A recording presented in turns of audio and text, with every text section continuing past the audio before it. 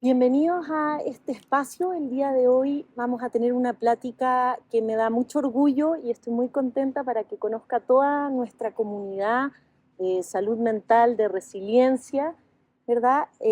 Al profesor Jorge Montoya. El profesor Jorge Montoya es psicólogo y es líder por más de 2 décadas del movimiento de resiliencia internacional desde la UNAM.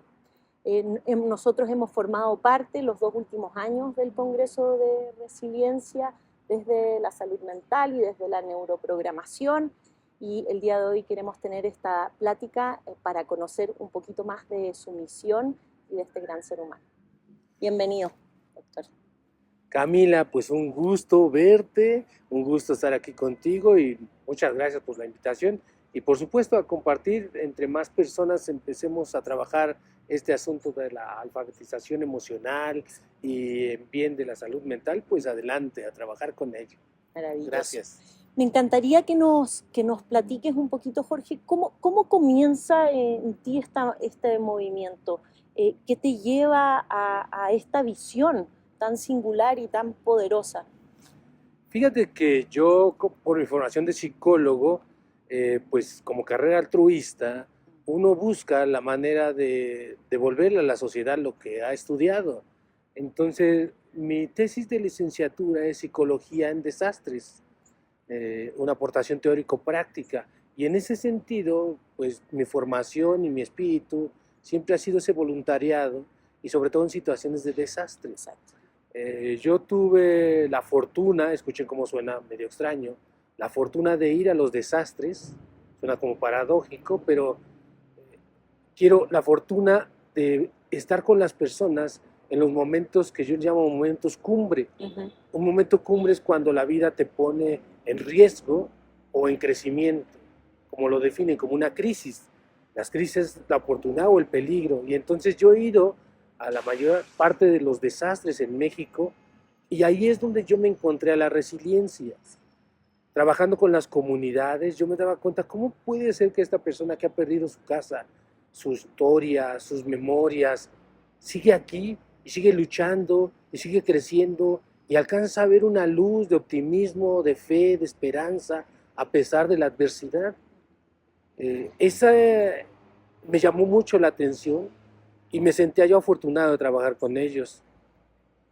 Recuerdo en aquel entonces, estoy hablando pues ya más de 30 años, yo les llamaba, estas personas tienen algo como de invulnerabilidad, como un poder, yo pensaba.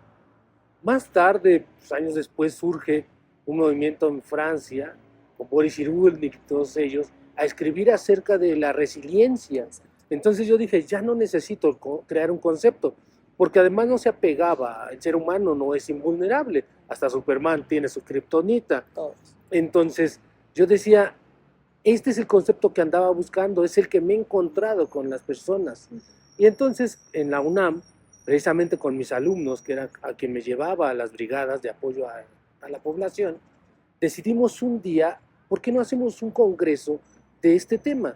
Un congreso de resiliencia donde invitemos a otras personas que seguramente en otro lugar, como tú, como yo, estamos trabajando a favor de las personas en algo que a veces se deja de lado, porque hay una tradición de trabajar con las personas en el lado del déficit, del problema, del trauma, de la adversidad, y no vemos el otro lado, que es la fortaleza, su crecimiento, el espíritu de lucha, no lo vemos, y la resiliencia en sí misma. Entonces, eso fue lo que hice, convoqué y se hizo un llamado latinoamericano. Y me encantó, por eso de ahí el nombre, Comunidad Latinoamericana en Resiliencia. Y a 20 años de congresos, pues ya te diste cuenta, estamos aquí presentes, pues personalidades de toda Latinoamérica que trabajan el concepto.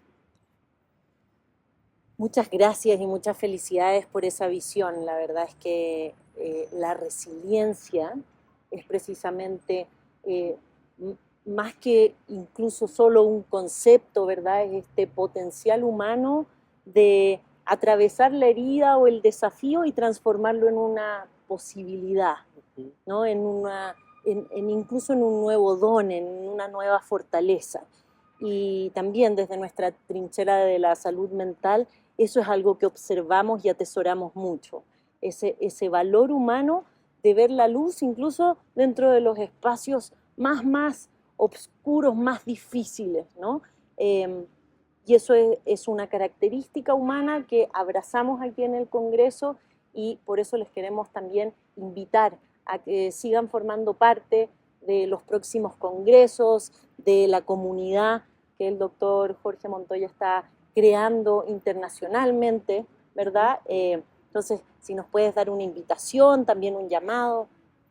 Fíjense que este sendero que empezamos a crear con los congresos fue creciendo poco a poco y tuvimos la fortuna de empezar a hacer algo que en realidad cobró sentido de comunidad. Personalidades, estudiosos, estudiantes, personas que trabajaban el tema o que lo vivían de cerca, empezamos a hacer algo que se llama comunidad, es decir, hacer fraternidad y conocernos, y conforme se fueron pasando los años, fuimos siendo algo más fuerte, como un movimiento que a donde íbamos teníamos una misión, que es ayudar a quien lo necesita, pero de una manera profesional. Nosotros no nos conmiseramos de las personas, no damos damos lo mejor, porque ese es un compromiso ético nuestro. Número 2, somos personas coherentes con el mundo. Y número 3, promovemos el concepto de resiliencia. El concepto de resiliencia que tenga un sentido científico, pero además un sentido humano. En la comunidad hemos acuñado 4 verbos para definir el proceso resiliente de un ser humano. Primero, resistes. Después le das significado a lo que resistes y entonces comienza el tercer verbo, que es aprender. Aprendes de la adversidad y finalmente trasciendes la adversidad. Ese es el concepto. Y fíjate que tuvimos la fortuna de hacer un video que ahora lo tenemos en libro. El video de la esponja.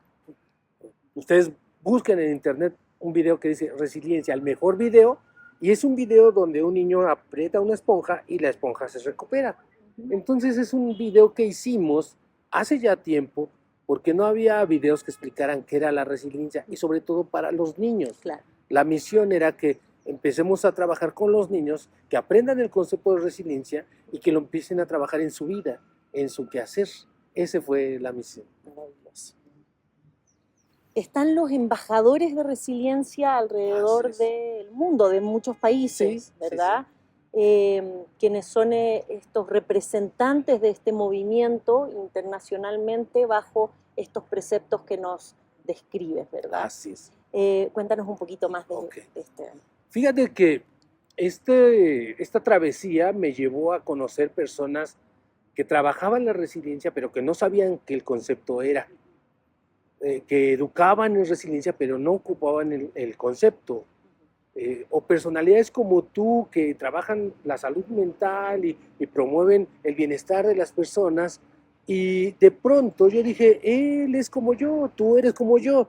Entonces yo dije, desde la UNAM, desde esta plataforma de la Universidad Nacional, puedo entregarles, en mi carácter de fundador y en carácter de catedrático, puedo entregarles un agradecimiento por la labor que hacen.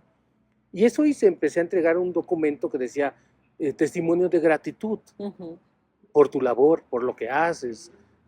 Y era algo de mí para alguien que yo reconocía que lo hacía. Esto fue creciendo y de pronto uno de ellos me dice, ¿por qué no le llamas en vez de testimonio título de embajador de resiliencia? Y de esta manera pues le das un poco más de forma y los comprometes. Y yo decía, no, yo no quiero comprometer a nadie, esto tiene que salir de cada quien. Entonces, pero sí me gustó el concepto embajador de resiliencia porque en cierto sentido, a partir de entonces que recibes el título en la UNAM, se entrega en la UNAM, llevas en tu ser ese espíritu de compartir, de difundir el concepto y de respetar el concepto, para que no se mangonee el concepto, sino que tenga una forma estructurada. De hecho, bueno, todos los que nos están viendo, quiero presumirles que Camila es candidata a embajadora, porque ha estado con nosotros ya, vamos para 2 años de conocernos, pero de un año para acá, todo su equipo ha documentado lo que ha estado haciendo a favor de la comunidad y ella ya cumple los 3 principios de los embajadores. Ayudar a quien lo necesita, ser coherente y promover la resiliencia. Y cuando te entreguen el título, así como si fuera mágico, debe de surgir en ti un cuarto principio, que es la humildad. Todos invitados, no sé cuándo vean esto, pero el 6 de noviembre de 2024, Camila será nombrada embajadora de resiliencia por Chile. Así que si lo ven, aplausos desde ya, y si no, acá nos vemos. Ahora, por cuestiones de la vida, estamos en Zacatenco, en el Poli, en el edificio 9 de la Escuela Superior de Físico-Matemáticas.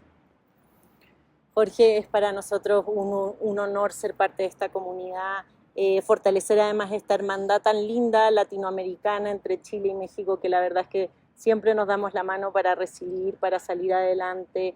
Creo que el factor de la humildad es tremendamente importante en personas que lideramos comunidades de diferentes tipos, ¿verdad? Así que solo agradecerte por este espacio, seguirte expresando nuestra admiración y nuestra gratitud, y pues a todos invitarles a que nos sigan conociendo al doctor Jorge y a todo lo que estamos haciendo a través de nuestros movimientos y del Congreso de Resiliencia de la UNAM.